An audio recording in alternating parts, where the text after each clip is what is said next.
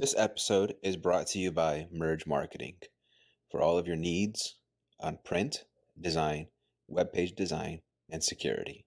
Go to mergemarketinginc.com.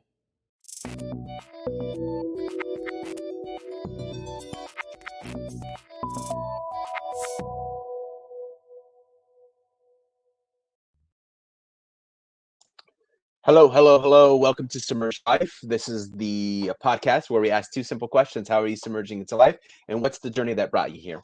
So, if you go to submergelife.com, you're going to see a lot of merch on there that's going to help other people. So go over there, buy something, listen to all the episodes, subscribe, Spotify, Apple, everywhere.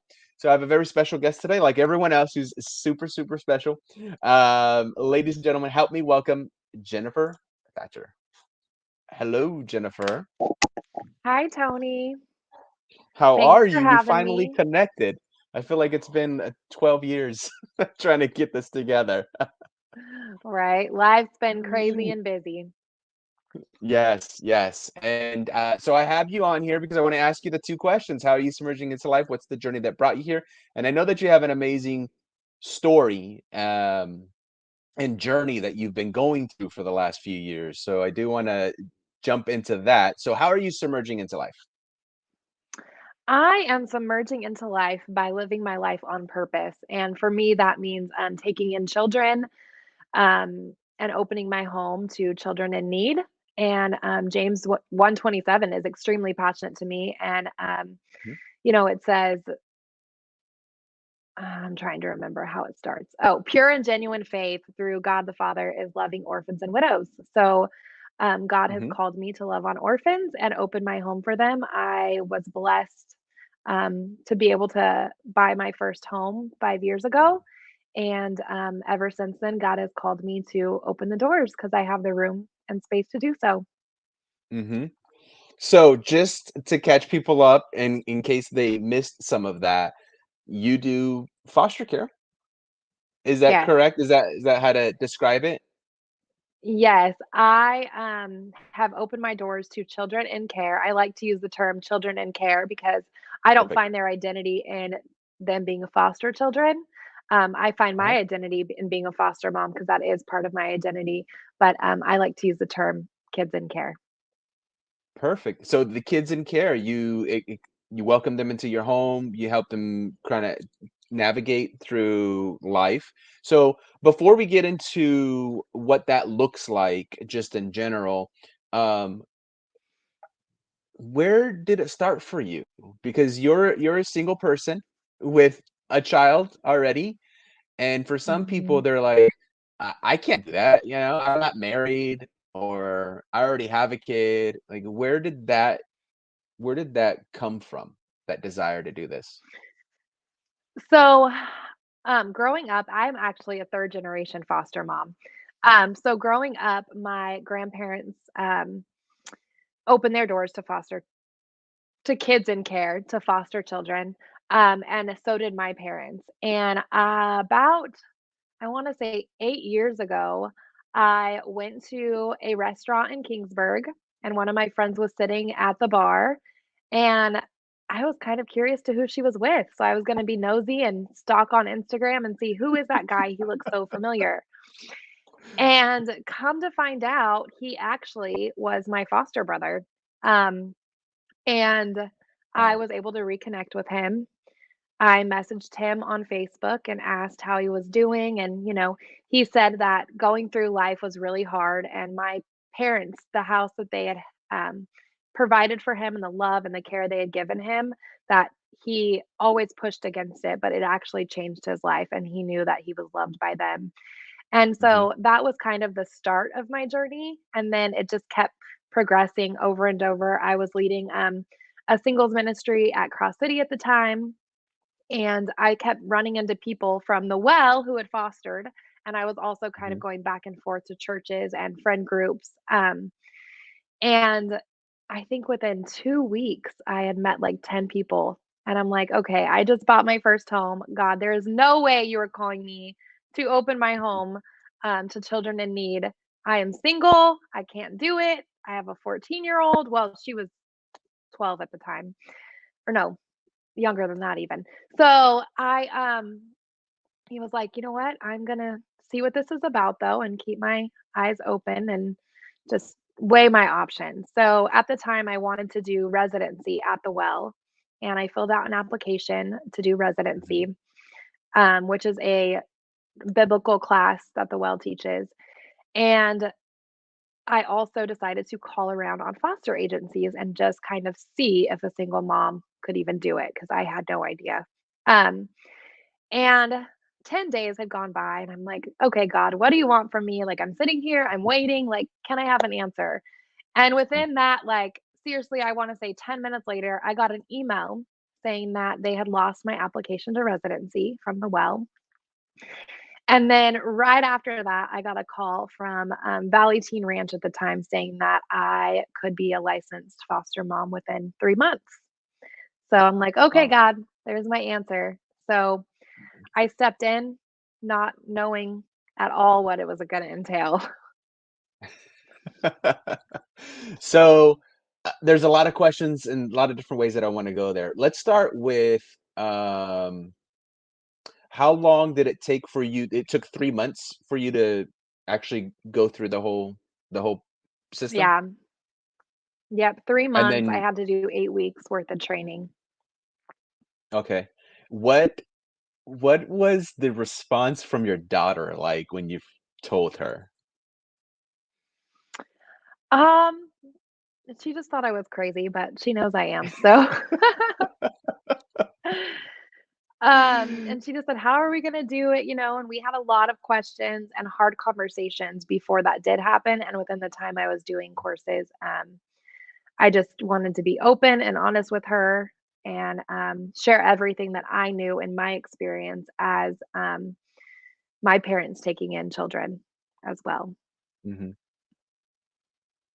What has been one of the biggest things that you've learned from all of this? Ah, the biggest thing that I've learned is that God is faithful through all of it, and, this experience has really just shaped mine and my daughter's faith, um, Mhm. and I guess just learning that attachment is transferable, and so it's okay to get attached, even when you have to say goodbye.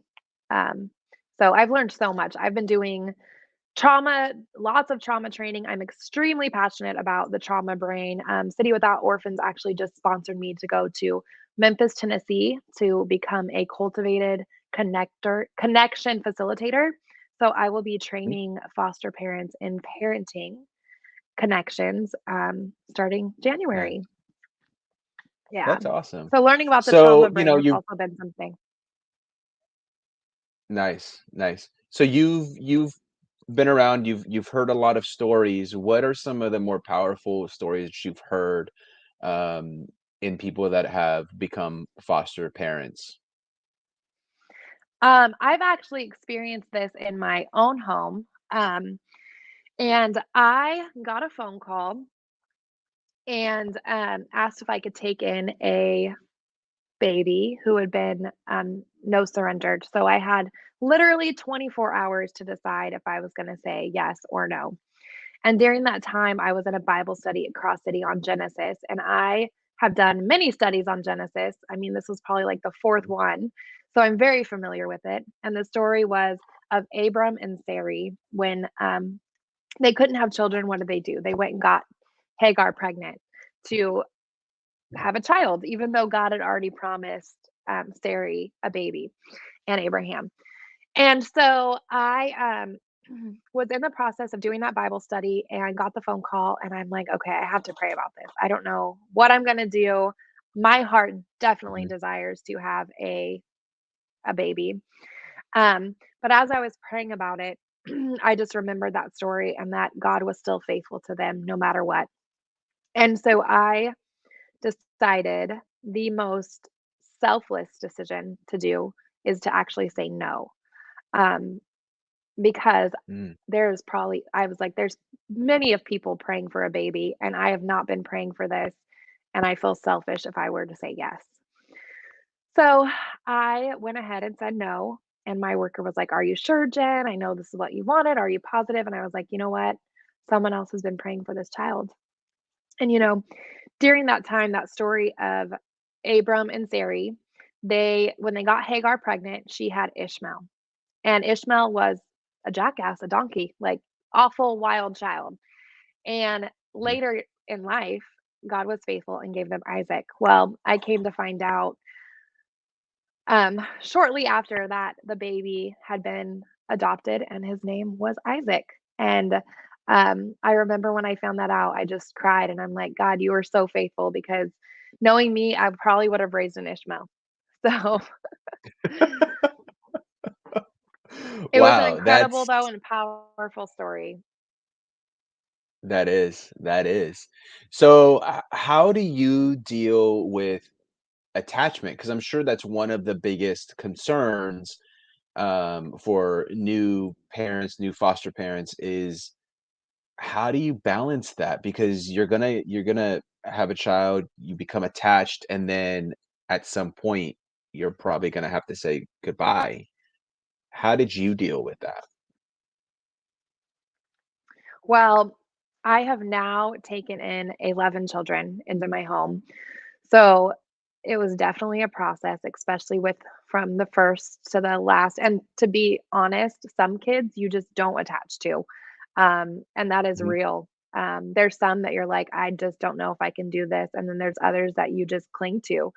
Um, and I know what has helped me the most with it is knowing, like, okay, I need to capture my thoughts and live in the moment. And every time a child has a need, you need to meet that need. And with that mhm, comes attachments for them and me. And I've just realized, like, this journey isn't about me and it's about them. I know where I can find my healing. And these children have experienced much more than I could ever even imagine. mhm, So I try to build healthy attachment, knowing that if they can attach to me healthy, then they can go back to family or whoever, wherever they end up, and attach to another person in the same way. Um, mhm. like I said, attachment is transferable. And then, yeah, you go through grief, loss. Um, Even being single in this journey, I had to go through my own loss, what I thought my life should look like as a 30-year-old woman and having a family of my own. And so taking in a Mhm. child, I went from having one full time or 50% of the time sharing custody with my ex-husband with my daughter to now having a child full time in my home and fully responsible for that kid. Um, so I went through grief and loss just there of what I thought my life was going to look like at this age. Yeah, I'm sure a lot of people can relate to that. I mean, I know I could. I'm always comparing myself to where I think I should be, instead of just giving it Mhm, up and living in the moment, right? I like what you said mhm, there. Like, live in that moment, be there. Don't worry about what's going to happen later on. Just be here and start with these mhm. memories and loving on this child and in this just living in that moment. So, if somebody were to come and say, "Hey, I'm not sure why I should do this. Why should I become a foster parent? I don't think I'm qualified for it." What would you say to them? I would say, not everyone is qualified for it, honestly, but there's You're like, always "You're right." you are 100% right. There are definitely people that should not be, taking in children and that should not be parents at all. So, that is why kids end up in care, actually. So, Yeah. I would say, do your research, talk to people, reach out, ask hard questions, and know yourself and what you are capable of. And God doesn't call the equipped, but He definitely equips the called. And so I say just pray, take time. Foster care is not cupcakes and roses. It's not you take in a child and you just love on them and everything's easy. It is hard. It is also rewarding. But there is definitely a balance with that. And so I would definitely say do your research, there are a lot of children in care that do need homes. If every Mm, church would take in a child, we would have no more children in need, and that is what breaks my heart, and I really agree. If you are pro-life, do something about it. Um, whether it's helping out someone who needs care for their child in care, whether it's donating clothes, Venmoing them mhm. money, sending them a DoorDash, like, there is a way to help that doesn't mean you have to open your doors if you are not called to do that. I like that. There is a spot for help. It goes back to, the Mhm, Bible and talking about how we all play different roles of the body. And some are mhm. gonna be foster care parents. Some are gonna be those that help support, financially, but also emotionally. Like we you had mentioned earlier, I think it was off the stream about supporting the parents. What does that look like? As far as supporting me or biological parents? Biological parents. So, as far as walking alongside biological parents, I it just makes me so upset when people want to talk bad about them. We are all Mhm, broken people. We all are in need of a savior and we all need help. mhm, Um, and it doesn't make it an easy journey. But my goal in this, and this is where I say you actually asked that question. If you are not for reunification, do not take kids in your home because God's perfect mm, will for these kids is to be with their parents. And if it is his will, they will not be. And if it is his will, they will be. So I say my job in this is to walk alongside them, encourage them, love on them as much as I can. I've had moms sit beside me in church, weeping with me and loving on them. mhm, And I think it's extremely important just for these children to see. Um, but to be able to listen and love without judgment, which is extremely hard, especially when you have situations that arise. But I do know that, like, you are not called to foster if you are not wanting to reunify these children with their families. Family is important, and if you want to adopt, go strictly to adoption. Don't do it through foster mm. Okay. Okay. So you've heard lots of stories of people in care. foster care. What are some of the things that people should be aware of before making some of the more important things that people should be aware of before jumping into this? um, First of all, I think they should be aware of trauma and how it affects children's behaviors. Um, Second of all, I really, really, really agree with talking to your children, communicating every need, making sure that their voice is heard and valued. We have boundaries in our home. My daughter does not like anyone in her room when she's not home. So when she leaves, her bedroom door is locked. So learning to respect one another in a family and what the needs of the family are huge.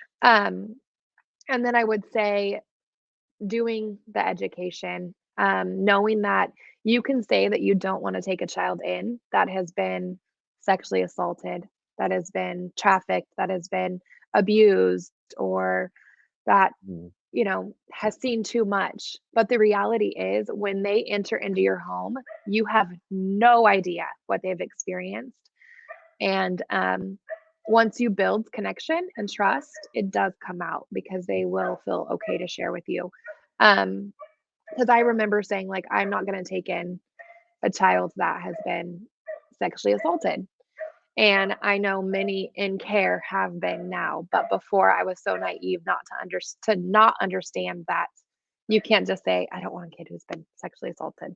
So mhm. that's huge. So to my I actually have a friend who I just talked to, you know them, you're friends with them. And before they opened their doors, she said, what is your advice? And I said, my advice is get rid of all expectations. All of them that you have, put them away because there can be no expectations in this journey. Yeah. None.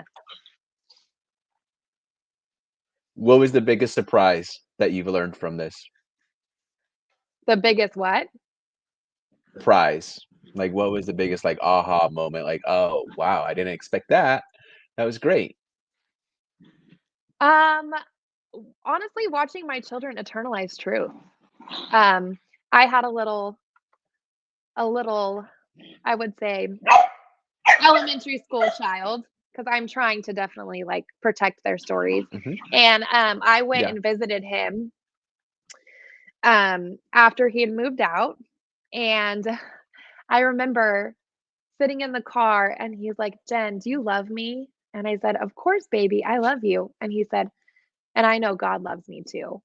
And realizing that he had internalized that my love was only because of Jesus was the most precious aha moment for me, realizing, like, oh man, like we're not always going to see the fruit, but I Mhm. believe there was fruit in this and it was just beautiful. And I've had, I've baptized children in my home. I have just watched them grow and heal and seeing that the only thing to heal is love and building connections with these kids. And that brings more healing than therapy, honestly. Mhm. Wow, that's awesome. That's a great story.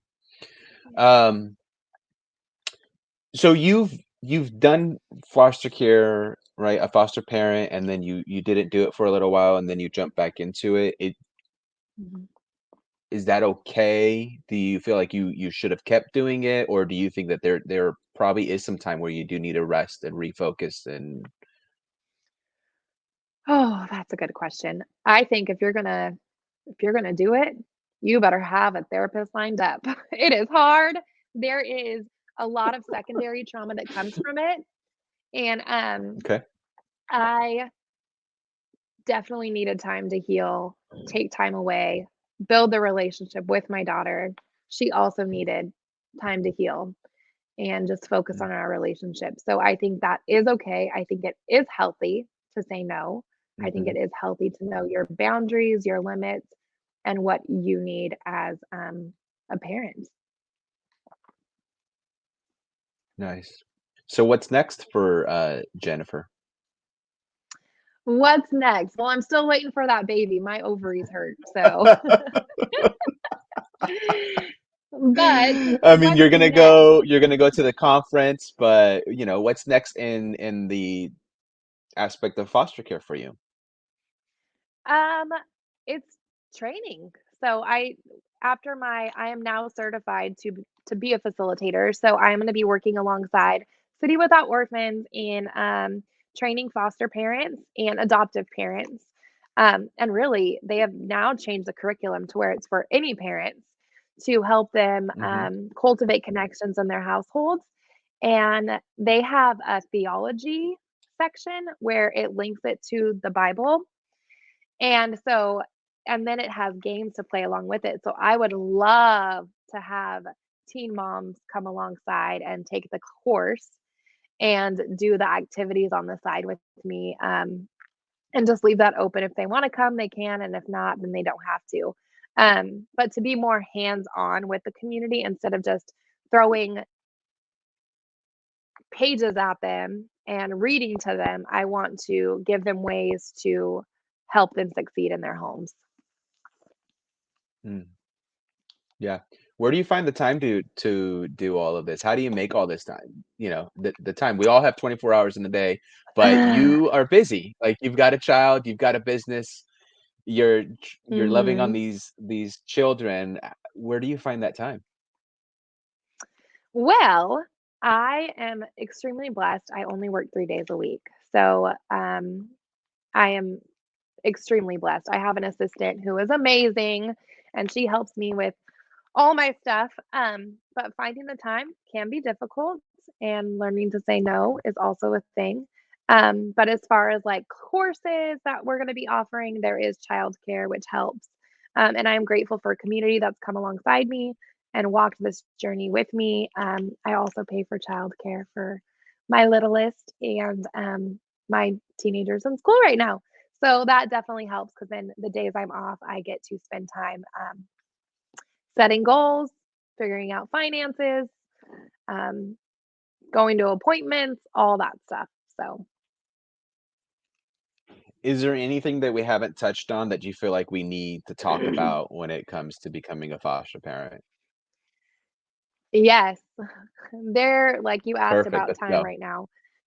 There is therapy appointments, doctor's appointments, dentist appointments, social worker visits, county worker visits. The county is no longer taking people to be licensed with the county, so you have to go through an agency. An agency requires a visit once a week for the first couple months, and the county does once a month. So, um, it is a lot, especially in the beginning until you get the hang of it.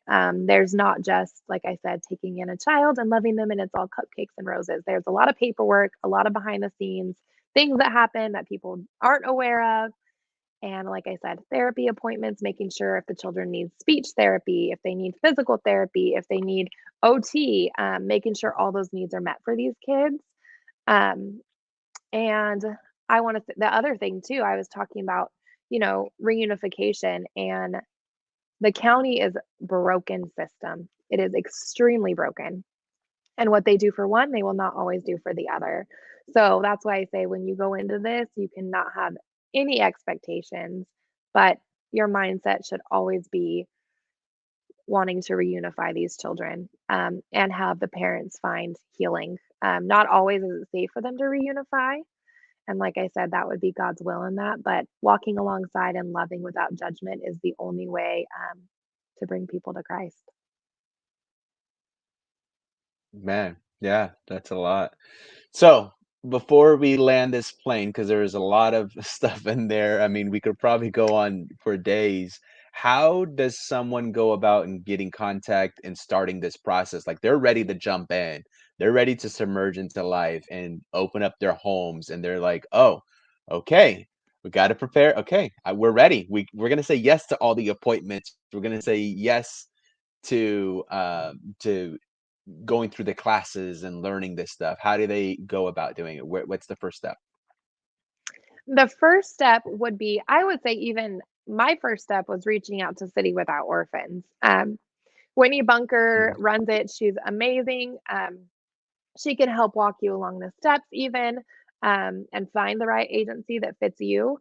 They also have a 101 class, where you'll get to talk to other foster parents and adoptive parents. And there's also an orphan summit coming up, actually, that will be in January. That's a great place to start, or just contacting your local agency, asking questions, talking to other parents who have done it. And also, if you are all in, build that community and make sure they're solid because they will need to get background checked, fingerprint checked. But you always want to have people willing to come alongside you and help. So, Mhm. Did you have a lot of community helping you when you first started, or did it slowly build? I feel like in the beginning, there's always a ton of people around you in the beginning. Everyone wants to help. And then it just kind of dies off. So in the first couple years, I had all the help in the world, and then I closed my doors and then opened them again. And it has been more difficult now because the people that had helped me prior, their seasons of life have changed. They've had children, Mm. or, their kids are in school, they're busy doing other things. So it is difficult. Um, but that's why you reach out to other foster parents, and your agency can also help you find care if needed. How important was the community for you when you first started out? Oh my goodness, it's still so important to me. I just had a game night at my house a few nights ago just to have people around me even. It's such an isolating journey.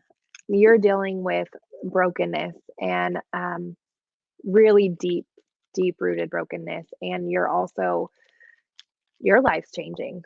Things are changing in your home. It's a huge transition for not only myself, but it was for my child, um, and these kiddos that come in. So it's so easy to wanna isolate because you want to protect Mhm, their stories, so you need to find those really, really safe people that you do trust to be able to share and open up, and like I said, even a therapist, um, because this is literally entering into spiritual warfare as well, like, Satan wants us mm, isolated, he wants us away from everything, so you could just wrap yourself up in, like, "I'm gonna stay home, I'm gonna isolate, I'm not gonna share this, I'm gonna protect all of this," and, like, Satan can use mhm, that to just mess with you, man, and, it is really real, I definitely try, which I am not good at it as much as I should be, but praying constantly and being in the Word constantly and, just really seeing what God has and putting on the full armor because our only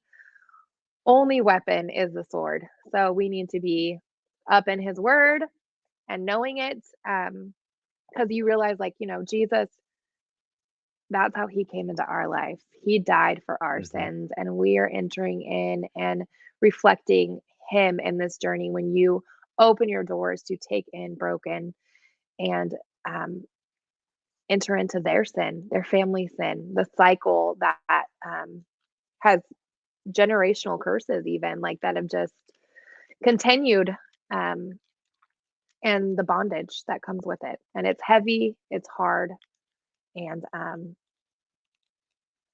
friends, community, people to talk to while protecting your mm. children's story is extremely important.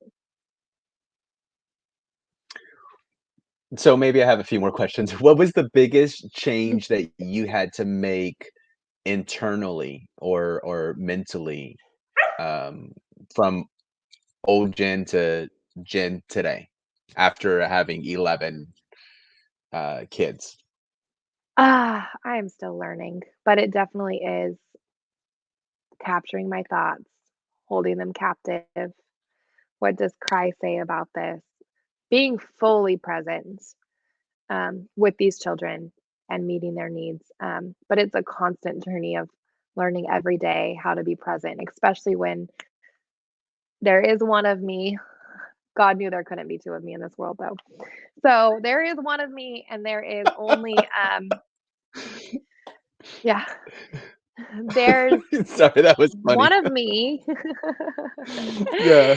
And I'm running a business at the same time. So to be present can be hard at times, but I know it's extremely Mhm, important to learn how. So every day it's like a practice. I'm going to wake up, I'm going to be present today because there's times where many times, probably daily, I fail at being a mom. mhm. But how can I do better constantly? And how can I be present for my children and cultivate connections with them? Okay, cool. So let's go ahead and let's land this ship. I usually ask one final question, and I was trying to think through like what question could I ask because I asked so many, and like you gave a lot of great answers, and I there was like a few questions like I should have saved that for the end. So let's do this. My question is foster care. Why? Why? I know My it's a huge reason to question, why, but it's why? a Why big do one. Thanks foster for hitting care? me with that one at the end. You're welcome. Why foster care?